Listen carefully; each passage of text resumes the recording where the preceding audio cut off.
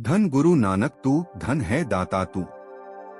ओशो ने गुरु नानक साहब के प्रति अपने विचारों को कई बार प्रकट किया है, जिनमें उन्होंने नानक जी के अध्यात्म, उनके उपदेशों और उनके जीवन के विभिन्न पहलुओं पर प्रकाश डाला है। ओशो के गुरु नानक साहब पर विचारों का सार आपके सामने प्रस्तुत है। अध्यात्म और रहस्यवाद। ओशो के अनुसार गुरु नानक साहब एक महान रहस्यवादी संत थे जिन्होंने धर्म की सीमाओं को पार किया।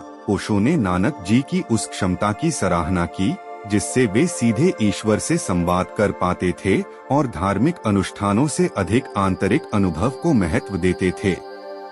सार्वभौमिक प्रेम और करुणा। ओशो ने गुरु नानक साहब के प्रेम, करुणा और समानता के संदेश को अत्यधिक सराहा। उन्होंने नानक जी के प्रयासों की प्रशंसा की जो सामाजिक दीवारों को तोड़ने और सभी मनुष्यों में एकता का संदेश फैलाने के लिए किए गए थे। रूढ़िवादिता का विरोध। ओशो ने गुरु नानक साहब के रूढ़िवादी धार्मिक मान्यताओं के विरोध की सराहना की। उन्होंने नानक जी को एक सुधारक के रूप में देखा जिन्होंने धार्मिक मान्यताओं को चुनौती दी और ईश्वर से व्यक्तिगत संबंध को प्राथमिकता दी। सादगी और सत्य। ओशो ने गुरु नानक साहब की सादगी और सत्यता की प्रशंसा की। वे नानक जी के भजनों को उद्धृत करते हुए कहते हैं कि उनकी शिक्षाएं सरल भाषा में गहन सत्य प्रस्तुत करती हैं। ध्यान पर बल।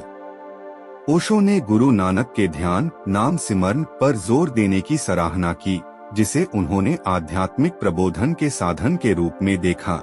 उन्होंने नानक जी के दृष्टिकोण को अपने स्वयं के ध्यान और आंतरिक परिवर्तन के शिक्षाओं के साथ संरेखित पाया।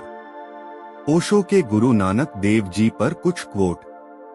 गुरु नानक के शब्द परम सत्य से भरे हुए हैं और उनकी शिक्षाएं किसी भी आत्मान्वेषी व्यक्ति के लिए खजाना हैं।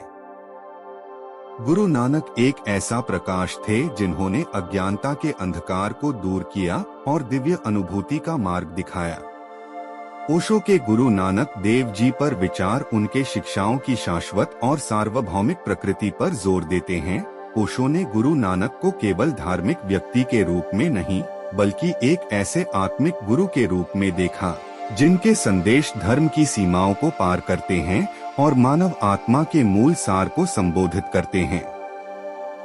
हमारी बात को ध्यान से सुनने के लिए धन्यवाद। मिलते हैं एक नई प्रेरणाप्रद वीडियो के साथ जल्दी ही।